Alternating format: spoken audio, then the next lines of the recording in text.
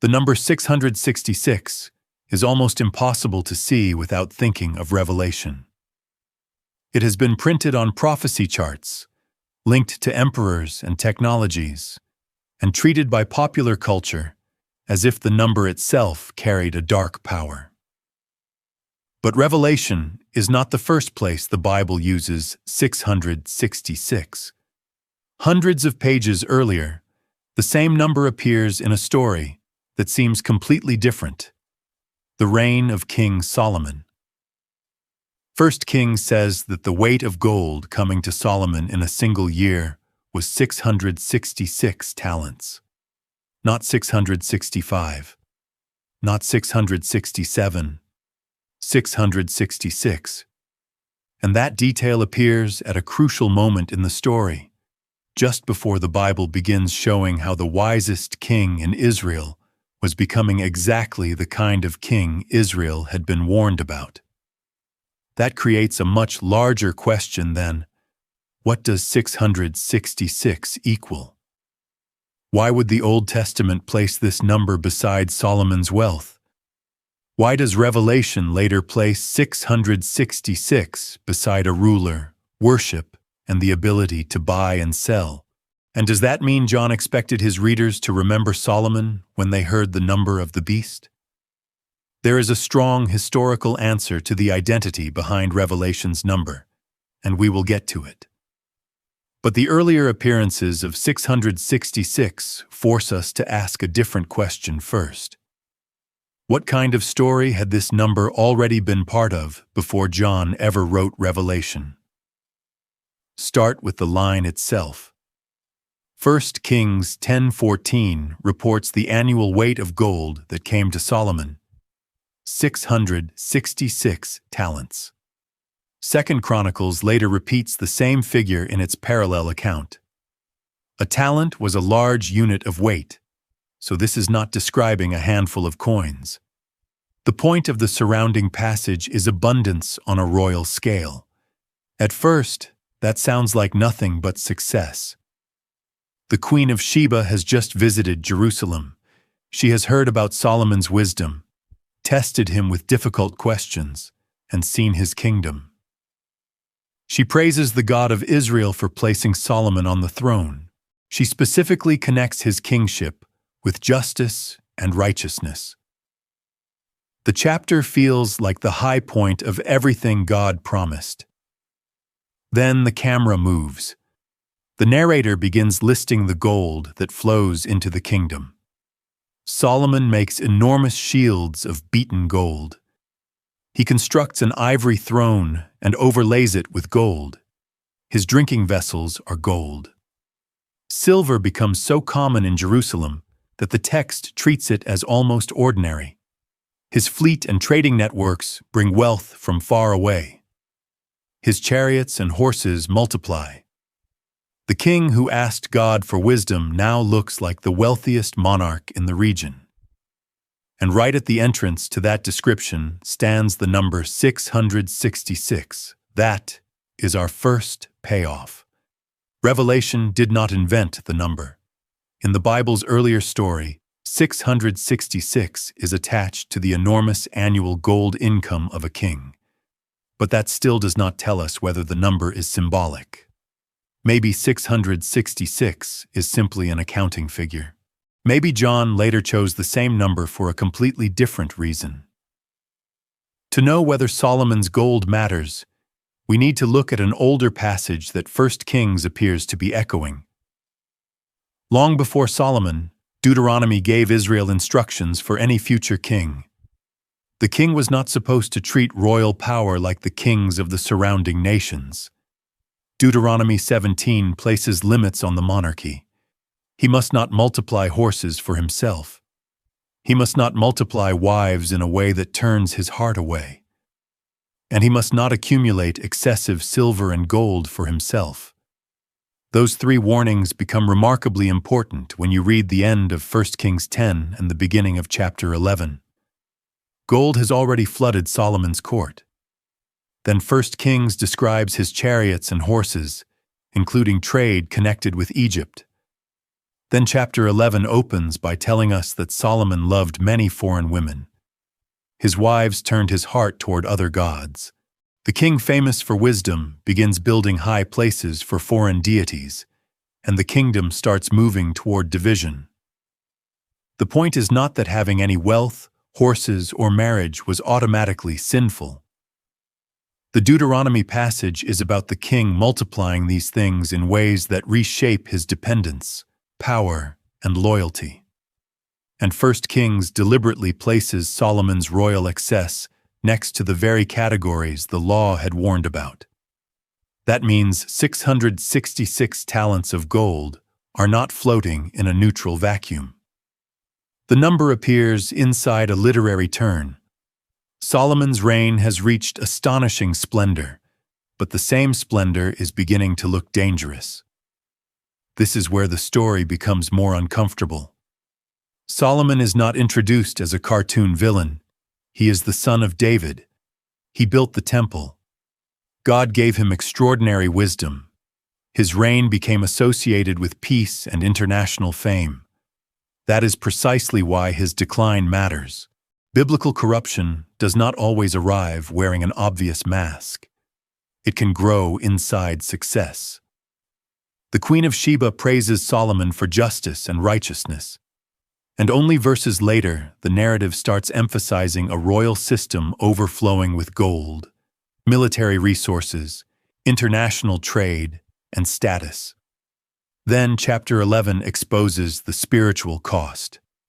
The Bible is teaching us to read the height of Solomon's success with two lenses at once: genuine gift and dangerous excess. Now move forward to Revelation 13. John sees a beast rising from the sea, drawing heavily on imagery from Daniel. The beast receives authority, speaks blasphemies, demands allegiance, and participates in a counterfeit system of worship. A second beast promotes the first beast and causes people to receive a mark associated with the beast's name. Then comes the economic pressure. No one can buy or sell without the mark, the name of the beast, or the number of its name. Only after that does John say that this calls for wisdom. Let the person with understanding calculate the number of the beast, because it is the number of a person, and the number is 666. Notice the context before trying to decode the arithmetic. Revelation places 666 inside a system involving political authority, worship, loyalty, and economic participation. The number is not introduced as a magical sequence that contaminates anything it touches. It is connected to a name and to a beastly form of human power. That gives us a second payoff. In 1 Kings, 666 stands beside the accumulation of royal wealth at the moment Solomon begins to resemble the kind of king Deuteronomy warned against. In Revelation, 666 stands inside a beastly empire where power, worship, and economic access have become entangled. The similarity is real. The question is whether John intended the reader to connect them. Before answering, we need to deal with the most famous historical explanation of Revelation 13, Nero Caesar. In the ancient world, letters could also carry numerical values. This made it possible to take a name, add the values of its letters, and produce a number. The practice is commonly called gematria when discussing Jewish texts, though numerical wordplay existed in the wider Greco-Roman world as well. When Nero Caesar is written in a Hebrew form commonly proposed by scholars, the letters add up to 666. This fits Revelation's instruction to calculate the number of a name. It also fits the book's first-century Roman setting and its repeated concern with imperial power. There is another piece of evidence that makes the Nero proposal especially significant. Some ancient manuscripts preserve 616 instead of 666. That is not merely an embarrassing copying mistake to hide. A shorter spelling of Nero's name can produce 616, which is one reason the textual variant has often been treated as support for the Nero identification. So we should not pretend the Solomon connection replaces Nero. The strongest historical reading can still identify Nero, or the Roman imperial power he represents, as the immediate referent of the riddle. But this creates a false choice if we assume a biblical symbol can only point in one direction. Revelation constantly builds its world out of earlier scripture. Its beasts recall Daniel. Its plagues echo Exodus. Babylon becomes a symbolic name for an oppressive world city. Its lamb, temple imagery, Exodus language, prophetic signs, and final city are saturated with older biblical patterns. John can refer to a first-century ruler while also describing that ruler through the language and stories of Israel's scriptures. That is why the Solomon question deserves serious attention. A peer-reviewed study in New Testament studies has argued that Revelation's 666 is best related to Solomon's 666 talents of gold in 1 Kings 10 and 2 Chronicles 9. The argument is not that Solomon secretly was the beast of Revelation. It is that Solomon's number belongs to a biblical portrait of kingship gone wrong. Excessive wealth, exploitation, compromised worship, and departure from the law's vision for a king. Other scholars continue to emphasize Nero and different symbolic explanations. Revelation itself never says, "Remember Solomon." So the Solomon connection should be presented as an intertextual proposal, not as a fact stated directly by John. Yet the proposal has something important going for it. It explains why this exact number already appears in a royal context involving wealth before Revelation uses it in another context, joining rule, worship, and commerce. And there is an even more surprising detail. The Old Testament uses 666 somewhere else too. Ezra 2 contains a long list of families returning from exile. In verse 13, the descendants of Adonikam are numbered at 666. No beast, no curse, no dark ritual, just a census-like list of returning families. That small verse is devastating to one of the most common ways people talk about this number. If the digits 666 were inherently evil, the Bible itself would be using an evil number as an ordinary headcount of returned exiles. The text gives no warning. It does not pause to explain that something sinister has happened. It simply records the number. The parallel list in Nehemiah gives a slightly different total for the descendants of Adonikam, which reminds us that ancient numerical lists can have textual or counting differences. But Ezra's form still preserves 666 in an ordinary administrative context. This is our third payoff. The Bible itself prevents us from treating 666 as a magical object. The meaning comes from context. In Ezra, 666 is a number in a list. In 1 Kings, 666 is the annual amount of Solomon's gold at a critical point in the story of royal excess. In Revelation, 666 is the calculated number of the beast's name inside a system of idolatrous power and economic coercion. Same number, different contexts. That should make us much more careful than popular superstition usually is. It also helps us evaluate another common interpretation, that 666 means 3 sixes, and 6 is one short of 7, so the number represents intensified human imperfection. That idea is memorable, and Revelation certainly uses numbers symbolically. 7 repeatedly carries a sense of fullness or completion in the book. But Revelation 13 itself does not explain 666 by saying, 6 is imperfect because it falls short of 7. Instead, the text tells the reader to calculate the number because it is tied to a name. So, 6 falling short of 7 may work as a theological illustration, but it should not be treated as though John supplied that explanation. The text points us first toward identity, allegiance, and discernment. The word wisdom in Revelation 13 matters here. John does not say, "This calls for panic." He says it calls for wisdom. That is a striking contrast with how the number has often functioned in modern imagination. People have feared addresses, license plates, barcodes, product codes, dates, and accidental combinations of digits. Entire generations have been trained to react to the number before asking what Revelation is actually talking about. But Revelation's danger is not accidental arithmetic. The beast is dangerous because it imitates divine authority, demands worship, deceives the world, persecutes the faithful, and controls participation in economic life. The mark is meaningful because of allegiance to the beast, not because 3 digits happen to appear on a receipt. If Solomon is part of the background, the warning becomes even more subtle.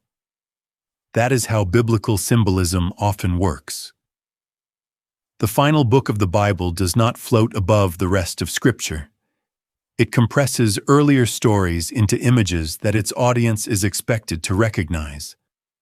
And this is why the placement of 666 before Revelation is more interesting than a trivia fact. If you only begin with Revelation, you might ask, which modern person can I make equal 666? If you begin with the whole Bible, the question changes. You ask what Scripture has already taught you about kings, wealth, worship, coercion, and human power before the beast ever appears. That shift protects us from 2 opposite mistakes. The first mistake is superstition, treating 666 as if it had independent spiritual power. Ezra makes that difficult. A number can simply be a number. The second mistake is reduction, treating 666 as nothing more than an ancient math puzzle whose answer is Nero and then moving on. The Nero identification may be historically correct, but Revelation is not merely asking readers to win a trivia contest. Knowing the name matters because the reader must recognize the kind of power the beast represents and refuse its worship. John's call for wisdom is moral as well as intellectual. The point is to see through the disguise. That brings us back to Solomon. At the beginning of 1 Kings, Solomon's wisdom is a gift from God. He asks for an understanding heart so he can govern the people. That wisdom becomes famous. Foreign rulers travel to hear it. The Queen of Sheba sees his court and praises God. Then, at the very height of that success, the narrator gives us 666 talents of gold. The number sits at a hinge. The story has not yet described Solomon's wives turning his heart away, but the warning signs are accumulating. Gold, horses, royal display, international power. The reader who remembers Deuteronomy can see the problem before chapter 11 states it openly. That is the narrative genius of the passage. The fall does not begin when Solomon suddenly announces that he has rejected God. It develops as the king who was supposed to live under God's wisdom begins to build the kind of power structure the law told him not to build. Revelation asks its readers for the same kind of discernment. Do not wait for evil to introduce itself honestly. Learn to recognize a system by what it worships, what it demands, and what it does with power. This is where the number becomes personally relevant without becoming superstitious. You do not need to panic if 666 appears in an address, a total, or a random sequence. The Bible has already used the number neutrally in Ezra. The spiritual issue is not accidental contact with digits. The more serious question is whether we can recognize beastly patterns when they arrive wrapped in prosperity, security, loyalty, and social pressure. Revelation was written to churches living under the shadow of empire. Its vision trains them to see political and economic systems from heaven's perspective. A power can look magnificent and still be beastly. A system can promise peace and still demand worship. A ruler can appear almost divine and still be only human. That phrase matters. The number belongs to a human name. However the precise calculation is understood, Revelation strips the beast of its ultimate pretensions. The empire wants to look eternal. The beast wants worship, but it is not God. Solomon's story makes the same point in a quieter way. He can possess astonishing wisdom and still remain accountable to the Torah. He can build the temple and still become disobedient. He can receive praise from nations and still allow his heart to turn. Human greatness does not cancel human limits. There is another clue in Solomon's story that sharpens this reading. 1 Kings 10:14 does not say 666 talents was the total value of everything Solomon owned. It says that amount came to him in 1 year, and the next verse adds other income from merchants, traders, Arabian kings, and regional governors. The 666 figure introduces a stream of wealth that the chapter then turns into royal spectacle. That matters because the narrative does not isolate economics from government. Solomon's glory depended on a large administrative machine. Earlier chapters describe officials, districts, forced labor for major building projects, and the resources required to sustain the royal court. After Solomon dies, the people approach his son Rehoboam with a blunt complaint. Solomon made their yoke heavy. They ask the new king to lighten the hard service imposed on them. That later complaint does not mean every achievement of Solomon was fraudulent or oppressive. 1 Kings can celebrate his wisdom and still criticize what his kingdom became. Biblical narratives are often capable of holding both truths at once. Solomon really was gifted, and his rule really did move toward excess. This makes the 666 detail more than a random curiosity in the middle of a luxury catalog.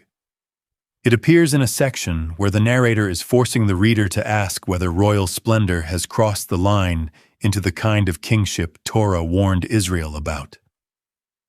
The architecture of the story strengthens that impression. Deuteronomy says the king must not multiply horses, wives, or silver and gold. Near the end of 1 Kings 10, Solomon's silver and gold are emphasized. His chariots and horses are multiplied, and Egypt appears in the trade network. Then chapter 11 opens with the multiplication of wives and the turning of Solomon's heart. The Bible does not stop and announce, Solomon is now violating Deuteronomy 17.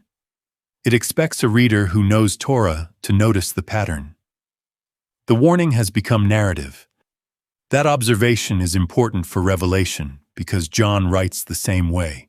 He rarely pauses to provide footnotes for every Old Testament echo. He gives his readers images and phrases that activate earlier scripture. A beast comes from the sea, and Daniel's visions are suddenly in the room. Plagues fall, and Exodus is in the room. A city called Babylon appears, although John's audience lives under Rome, and the entire biblical memory of arrogant empire is in the room.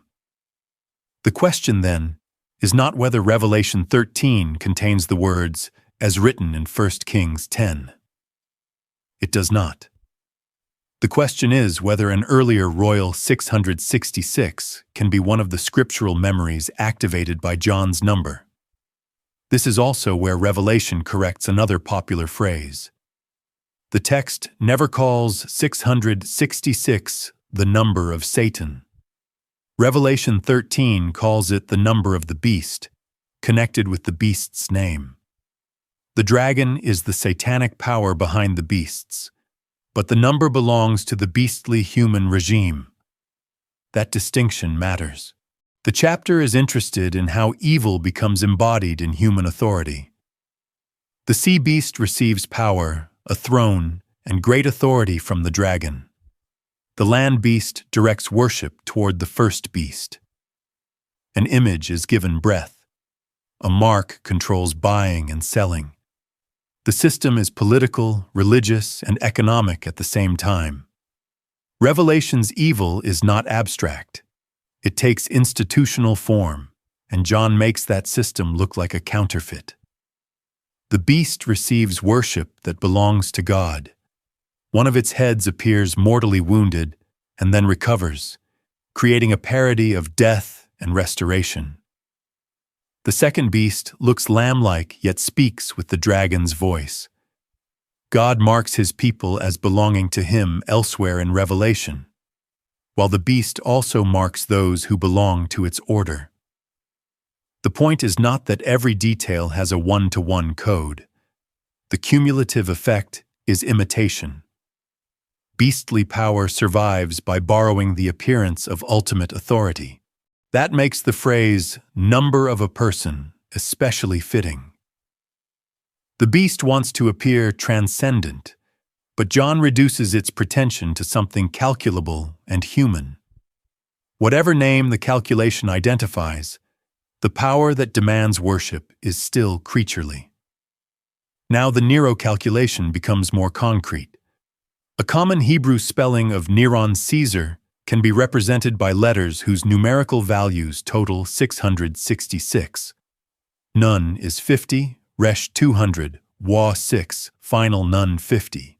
Then Kof 100, Samek 60, and Resh 200. Add them together, and the result is 666. That is not a modern trick invented after the fact. Ancient languages regularly used letters as numerals, and wordplay based on numerical values was possible in the world in which Revelation circulated.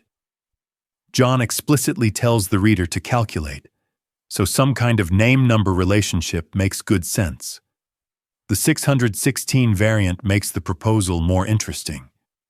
Some early witnesses preserve 616 as the beast's number.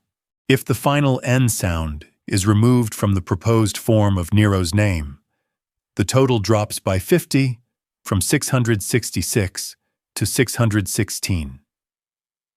That does not mathematically prove Nero is the only possible answer, because many names can be manipulated into numerical totals.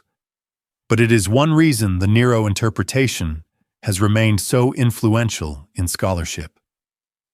The historical payoff is therefore stronger than a vague statement that 666 means evil. John appears to be giving his first hearers a way to identify beastly imperial power in their own world. Yet notice what this does not explain by itself. It explains how a name can equal 666. It does not automatically explain why John chose to frame imperial power with this particular number when the number already carried a striking royal association in Israel's scriptures. That is where the Solomon proposal adds depth. Suppose the immediate answer is Nero. What kind of biblical ruler does Nero become when John places 666 on him? The earlier Solomon story offers a ready-made warning about a king whose success, wealth, international prestige, and religious status do not protect him from becoming unfaithful. The parallel is not exact, and it should not be forced. Solomon does not persecute Christians. Revelation's beast is not simply a replay of Solomon, but biblical echoes do not require every feature of two stories to match. They can activate a theme, a warning, or a pattern. In this case, the shared cluster is difficult to ignore. Royal power, enormous wealth, compromised worship, and the number 666. The Cambridge study arguing for this connection goes further and reads Solomon's wealth as part of a portrait of unjust and wayward kingship. Whether every reader accepts that conclusion, it demonstrates something important for our investigation. Connecting Revelation's number with Solomon is not merely internet numerology. It is a published scholarly argument grounded in the wording and placement of the biblical texts. At the same time, a responsible reading has to leave room for disagreement. Some interpreters see Nero as sufficient. Others emphasize the symbolic force of repeated sixes. Others focus on Roman coinage, imperial titles, or broader anti-imperial symbolism. Revelation is dense enough that several layers may be operating together. The safest conclusion is not, "We have finally solved 666, and every other interpretation is wrong." The safer and more interesting conclusion is that the Bible gives us multiple controls against shallow readings. The first control is historical. John wrote to real first-century churches under Roman power, so the number should make sense in that world. The second control is literary. Revelation itself says the number is connected to a name and must be calculated. The third control is biblical. Revelation repeatedly reuses earlier scripture, and 666 had already appeared in a major royal narrative long before John. The fourth control is contextual. Ezra uses 666 neutrally, proving the digits are not inherently demonic.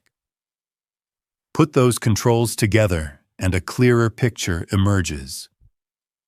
666 can identify a historical ruler without becoming a prediction game for every new politician.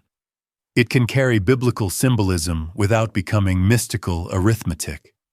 It can warn about economic coercion without turning every payment technology into the mark of the beast.